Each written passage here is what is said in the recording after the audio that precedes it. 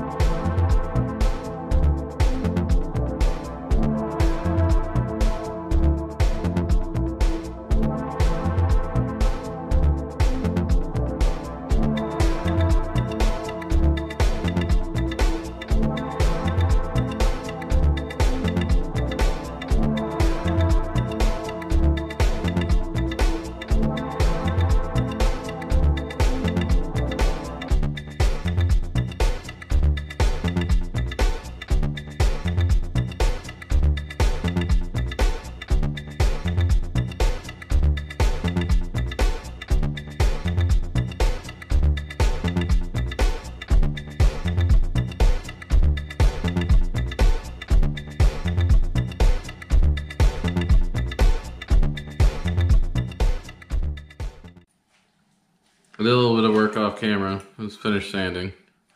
Put some hardware on it. Still gotta make a bill. But I only did one connection because I want that to be all loose. Not glued together yet. I really want to have a lot of movement.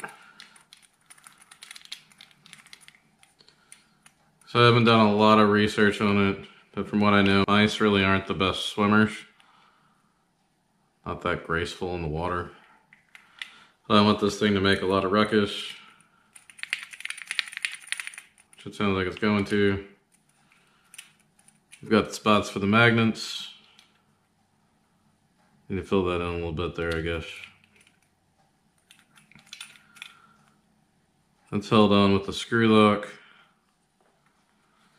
Also thinking about doing like I did on another bait where I actually put another hook hanger back here and I can have a worm hook back here, but I wanted a lot of, I wanted this to be able to totally move free for the first bait.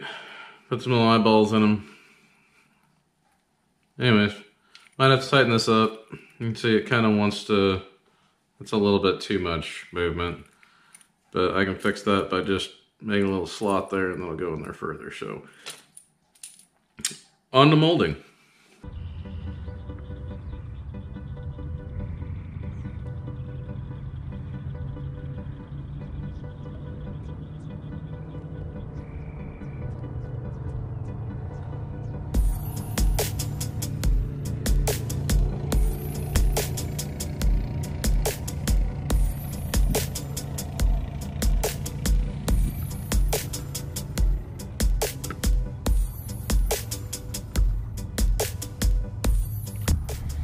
So if you're wondering what this is what I'm going to call the Cheddar Thief.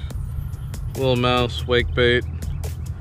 When I put a clip on the front of it, it really was a good wake bait and had a nice V. You notice there's no hooks banging around. It's because there's magnets that hold those hooks in place. This is the first one I've ever made with them, so it's not a very good paint job. But, and I also screwed up the tail putting it on, so it's got a bunch of mended to, you know, hold it in place. But, I would say, given the right conditions, probably a white or a gray mouse most of the time. For daytime fishing, this would be a good night lure. On a straight pull, that tail really wiggles.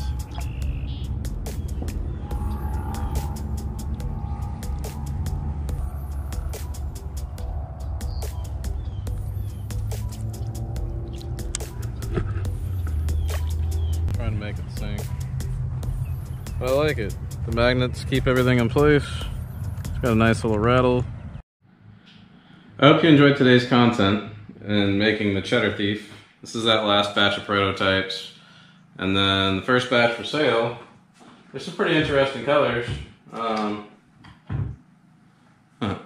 gonna call this color Miami Nice. I think it's funny. And then, you know, we'll have white and black and maybe a chartreuse one. But really, some of the alterations I'm making based on information Hurston gave me at a tournament from, I believe it was Pickwick. A lot of the fish coming up and eating this are just hitting the tail. So this will work good as a buzz bait, wake bait, making disturbance on the surface. But a lot of times if there's a floating worm bite, they're gonna eat that too. So it's multiple attractors, and you know, to quote Doug Hannon, you know, baits have attracting qualities and then they have triggering qualities. So this bait, the attracting quality is it does look like a mouse. You can see from the action, it really has almost a figure 8 shape as it's coming through the water. And anytime a bait turns and looks back at whatever's following it, a lot of times that'll trigger a strike. So the attracting qualities, obviously the colors, the action, all that stuff, that the noise that it's making, the sound that it makes. It sounds a lot like a one-knocker crankbait, but kind of a different pitch than what a one-knocker crankbait would be. So I'm excited about a lot of the things that I did to this bait. As you can see, the magnets keep the hooks in place, so the square bill literally walks right over most sticks or things that you're going to run into in the water. And it's a really good topwater bait. I hope you guys enjoyed watching the process of making it. I'm still making some alterations to it because I can't seem to find these flat treble hooks anywhere now. This one I kind of like. Let me know what you think. This hook that they weld on, solder on, I don't know what they do exactly, isn't that strong on those because it didn't take that much to pull it off with a pair of pliers. I think that kind of looks like feet. Little mouse feet. But the baits that will be out for sale, they're going to be more like this. They're going to have the two. And you'll be able to purchase those at Big Steve's. So again, I hope you enjoyed today's content. Stay tuned as we get out and actually catch fish with these. And stay tuned for more awesome lure making videos coming up very soon. Thanks again, and we'll see you soon.